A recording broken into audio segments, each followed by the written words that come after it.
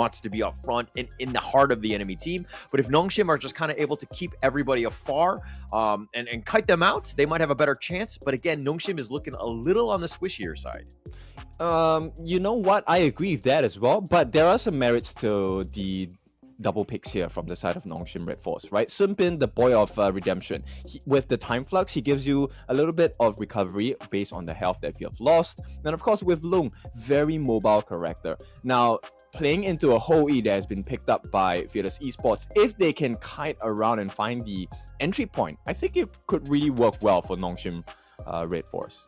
Yeah, and it looks like they're going to be, Nongshim are looking to kind of block out some of the heroes that Xinglin has just excelled on with the Mayan there. I would not be surprised if they also banned out the Elaine, just really target Xinglin. But it looks like Fearless Esports, okay, they're like, hey, we're going to ban it ourselves because we are kind of squishy too. Yeah, exactly. The Ho E actually poses a lot of weaknesses, right? Simply in the sense of mobility, and it's really hard to play up against Lung. So they also need a support that kind of saves or gives KK a better chance of survival in the farm lane as well. Okay, yeah, and I think it, they have a nice little play in terms of KK is very comfortable with it, but the Zhang, okay, so what do you think about that, man? Zhang Fei, I mean, that would have been my prio pick as a roam for the side of Fearless Esports, because it definitely, with the Leaping Savior, it gives so much more room for error, right, on the side of KK. But smart ban, I mean, that's what Nongshim needs to do. Now, the question is, who do you want to pair up in the Clash lane? They could potentially explore Charlotte, right? She's able to dive into the backlines. She's quite the menace against players like Ho E. Yeah, and it's a good option, right? Fearless Esports going with the more tankier, meatier lineup, and we've seen this with the 1-2 combo of Byron Dune. Nice little combination again from Xinglin and Dao Dao. I think that this is very strong, right? It's going to be tough to get to that back line, especially without that Elaine. The Charlotte is an option, but boom, there you go. Sun Tzu with the set sail. Yeah, I like this, right? So Sun Tzu with the set sail, one of the things that really speaks out about the skill is the fact that it's anti-CC, right? You don't get to be crowd control. And that's going to be very vital in the fights against Fearless Esports. Because if you take a look at it, you have Lady Chen, you have Dun, you have Byron, you have Ho E as well. All four of these members, they have some sort of control skills. And Sun Tzu could use the set sail to either be aggressive or get out of trouble. Yeah, and I think there's going to be a lot of pressure on him because he's going to be that frontliner, and pretty much all of them from Nongshim are just super squishy, right? And so having that boat available is going to be a good option. I think the positioning is going to be super key for Nongshim Red Force. Their draft right now is looking a little bit more on the difficult side because of the fact that they are squishier, and I feel like Fearless Esports is just kind of have a little bit more well-rounded draft. Yeah, there's a lot more room for error, right? Which means that there's a couple of things that they need to have right from the get-go, which is the gold lead. They need the EXP lead as well. They cannot afford to give away waves. And in this case, it will also speak volumes. I would expect that Fearless Esports will be very aggressive in the first few minutes. Okay, all right. Kindofu has spoken, being aggressive, and Nongshim Red Force, you got to be a little bit scared, but I think Nongshim just needs to play safe, right? They need to get the farm, just get the right items so that they can start bursting people and cutting people from afar, because Fearless Esports might have an issue of just getting onto them. I mean, yeah, you have the tankier lineups, you have the Unruly Blade from the Dune and just ways to engage, but getting in on that might not be the easiest thing. Oh, it looks like Faye getting chased out. It looks like he probably will fall in this one. I don't know if Faye can get away from this. He's taking a lot of damage. He will give up first blood to Xinglin. Yep, that's unfortunate, but that's exactly what they need to be doing, right? Which is to be aggressive, get the jungle camps away from Dao Dao. They want to slow down his farm. Unfortunate that, Faye has to give his life for that, but it's not the end of the world. Not the end of the world, but, I really don't want to be funneling any farm to Xinglin. I think that he's one of those scary types that can do quite a bit with somewhat limited gold. And yeah, I thought he was going to have a hard time just because of the fact that he was going to leave the top lane. But, all in all, getting first blood, Xinglin is right back into the lane. Yep, so they definitely traded out positively, right, for that. And at this point, he's going to just try and poke down Kyong. They have similar move sets in a sense where they're swinging back and forth. Now, I don't think Kyong is going to make the mistake of overcommitting at this point. Yeah, he can't at this point. He's got to play a little bit safer. But okay, Fearless Esports right now, Dao Dao kind of rotating around. Haku's going to spot him out as well. Not really too much going on. Whoa, taking a lot of damage for that Chaos Cinder combination. Oof. Yep. So that's one of the benefits of Angela, right? And Illusion. Now we don't really talk about him enough, but he is a very good player as well. So I'm expecting pretty good and accurate Chaos Cinders, which would then lead into the Blazing Brilliance as well. Yeah, and I mean, okay, Fearless Esports have done well against enemy Angelas throughout this tournament, but I feel like Illusion can bring it a different element, right? He needs to be a little bit more like hiding in the bushes, kind of ambushing type. He needs to be super careful about his positioning because he doesn't want to get caught out. Yep. And I just want to highlight one thing. I think some of the viewers definitely have taken a look at this, which is, interestingly enough, Illusion is the one taking up the roam item, which is the knowledge gem. Now this is a brand new strategy in the KPL region actually, so you will see that they have a double smite combination coming in. Yeah, and it's a nice little combination. It gives you more options for that in terms of the steals, especially early, right? When the smite can do quite a bit of damage. But yeah, I think it's going to pay off. But Faye, again, just rotating around, just trying to boost up his enemy team, or sorry, his own team, and providing a little bit of space for Siri. Let's talk a little bit about this farm lane. Hou Yi versus the Loong, Siri versus KK. Your thoughts on that one? I think it depends very much on your positioning, right? And at this point, when levels are equal, itemization and farm are similar, I would give it to Siri because simply he has more mobility. And with the saving grace of Time Flux, it's going to be really important for them. Yeah, it's going to be super important. Okay, and I expect to see a much better game from Siri as opposed to yesterday. He's got a slight level advantage right now with KK5, Siri level 6. That's good news for him. He needs to continue to farm up, and Woodwind just being a nuisance on this modes. Yeah, they're kind of setting themselves up for success, but it also requires very good precision because they will need to have absolute synergy to be able to jump it at the same time. Bear in mind, Woodwind and KK both have stuns. Now here comes Set Sail. Set Sail, he's going to go in. He does smash in. It does do quite a bit of damage, especially with the Blazing Brilliance, but it looks like Dao will just shrug off most of that. That was a saving play, actually, because Haku actually got caught with the Destructive Deluge. Now, Fearless Esports, I don't think they will be disturbed at this point, so they will take the Tyrant for themselves. First Tyrant of the game. This is going to level them up and, even up the farm lane. Yeah, it's definitely going to even it out. And, I mean, the damage boost is quite good, especially early. It definitely helps out with Fearless Esports here. But Nongshim playing a little bit more on the defensive side, but nice Blazing Brilliance. All the dash over the wall. Woodwind with the Peacebringer keeping himself alive. Yep, the farm is not just there yet, so Illusion unable to burst him down. Probably will need the Scepter Reverberation, or at least the Stone of Sorcery to be able to kind of melt this Woodwind support down. Yeah, but Woodwind's kind of, his positioning has been quite good. I think that just staying in the back, just getting off as many Cannon Blasts as possible, it's just like perfectly what you want as that modes player here. Oh, here we go. Oh, the Burning Sun arrow, it goes in, infinite fastness, straight on out of that. The Blazing Brilliance just zoning him away. They're going to zip on out of there. Siri takes the Uber, and he's out.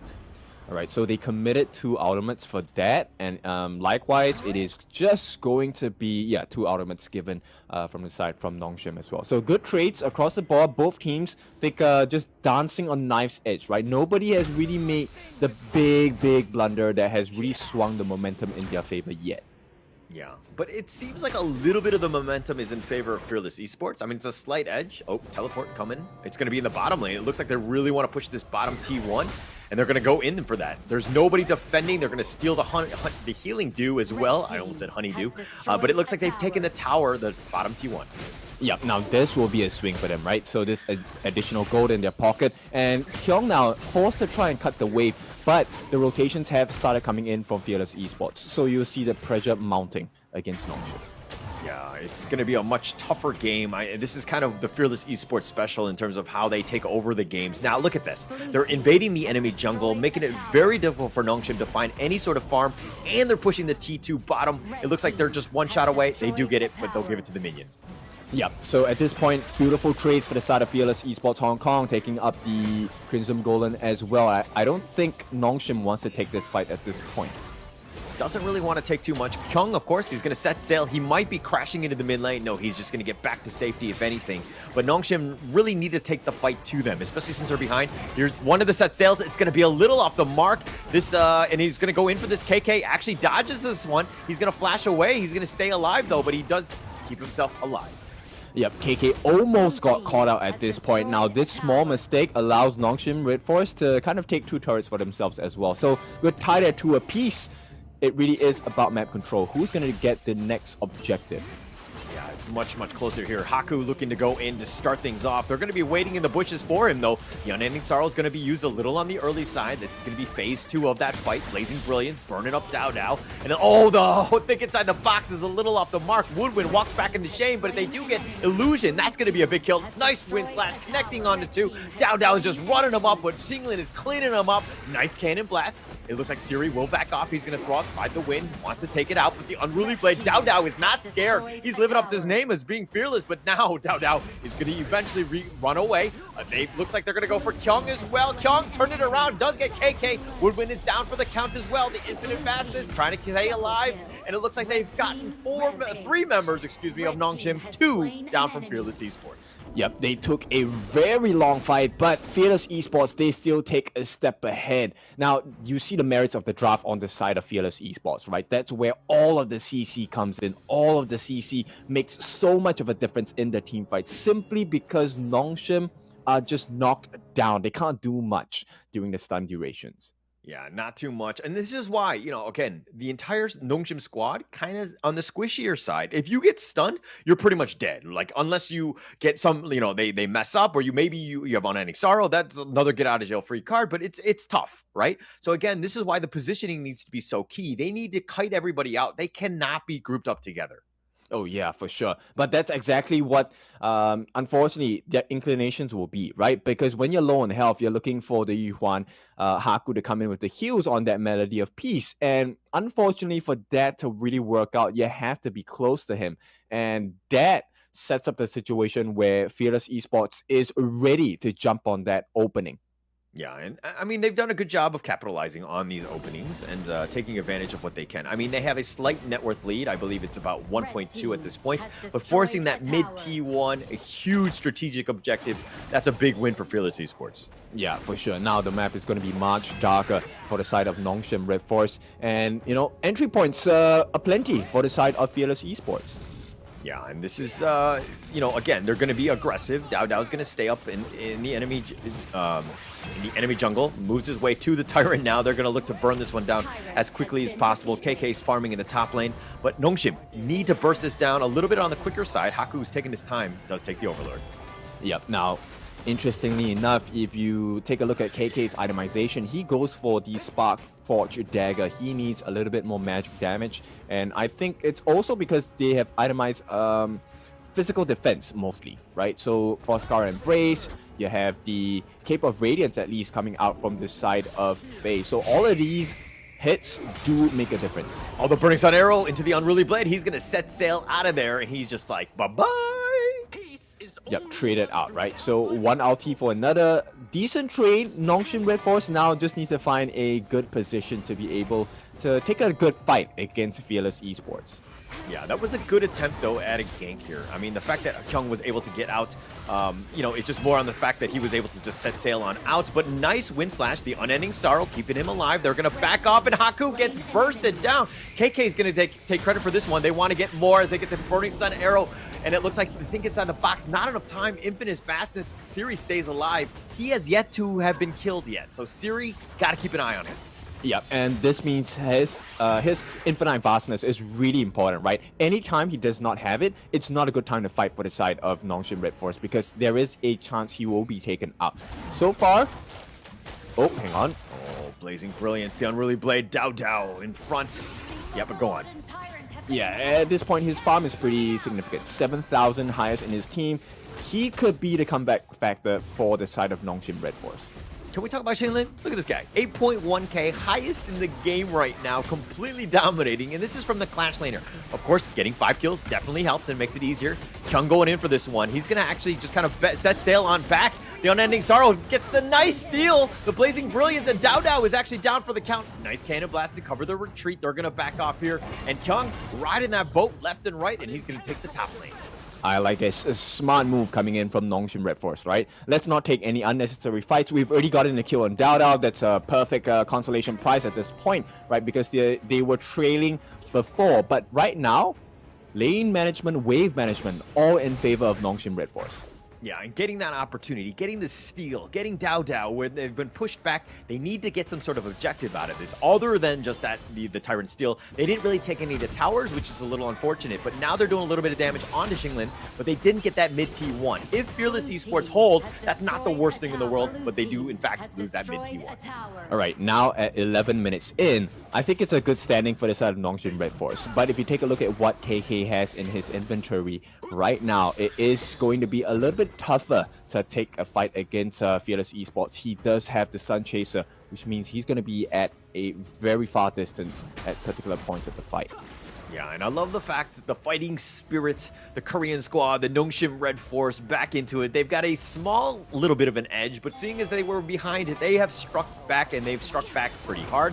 Now, Fearless Esports need to figure out a way to stem the bleeding, to kind of, to prevent the onslaught that Nongshim have, because they've been pushed out. They've lost a lot of towers. They don't have a top or bottom T2 at this point, and now their jungle is being invaded. But it goes in, Storm Strike, the set sail connecting, and does actually save Illusion. The Blazing Brilliance is nice, but he doesn't want to stay there. Oh, Siri's going in for this one, but he might have gone too far. He invented fastness on out of this. He gets into the chopper, and he's on out.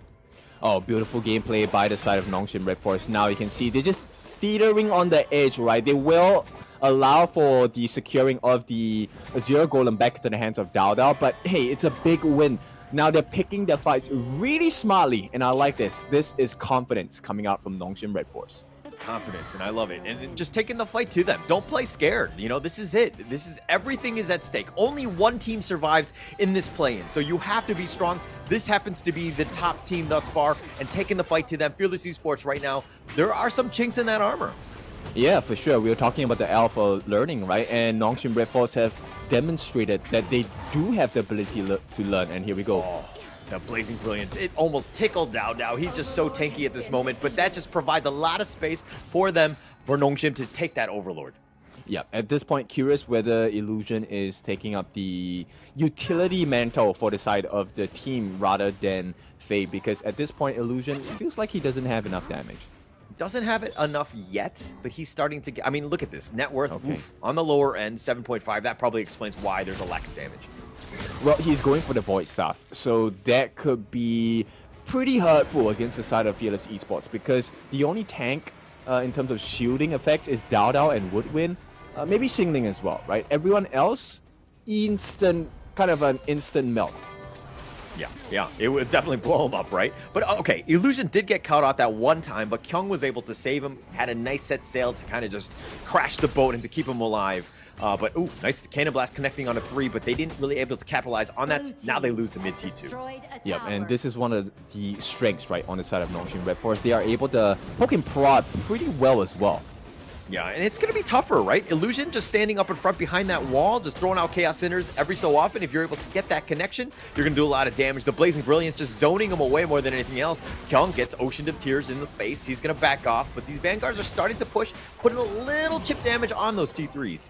Yeah, and definitely I think Fearless Esports, maybe for the first time in the past 48 hours, they are feeling the pressure. They take the T3. This is a big win for the side of Nongshim Red Force.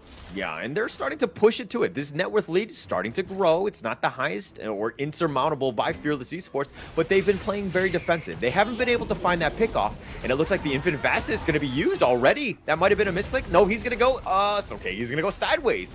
And it looks like he's just going to back off a little bit, zone them away, keep them from arm's reach, so to speak. Haku's still up in front, just trying to sustain it out. Haku can be super annoying on this Yuan. No, yeah, for sure. The range is extremely long, and Dao is trying to just push them away, right? They want to allow KK the room to take this Tyrant. They need anything they can take on this map. Yeah, and this Tyrant about half-life. This is going to be the next big objective. Haku maybe goes for the steal. He gets another steal. Oh, the Blazing Brilliance right onto Dao. Kills him again as well. And the set sail from Kyung. He's going to get on out there. He's going to do a U-turn, and he's going to go right into KK. Smashes it in, and he says, I'm the captain now. All right, it's all pain for the side of Fearless Esports, and the floodgates have been opened. And it looks like they've got this one. It looks like they're turning in. All of Fearless Esports are running back into their base. They have the super minion pushing in. They want to look to end this game. This is going to be one last hurrah, and they just get the knock up, and it looks like Fable is down for the count, and they've gotten Chinglin as well, and they've taken the base, and Nongshim take game one. What a game. This is Nongshim Red Forest. They definitely learned the lessons from yesterday, studied their opponents really well, and congratulations. They take game one of this best of 3 series. What a bounce back from Nongshim, right? Different set of strategy. Once you took over the lead, you were able to come back, and then you were able to play from ahead, and it was really difficult.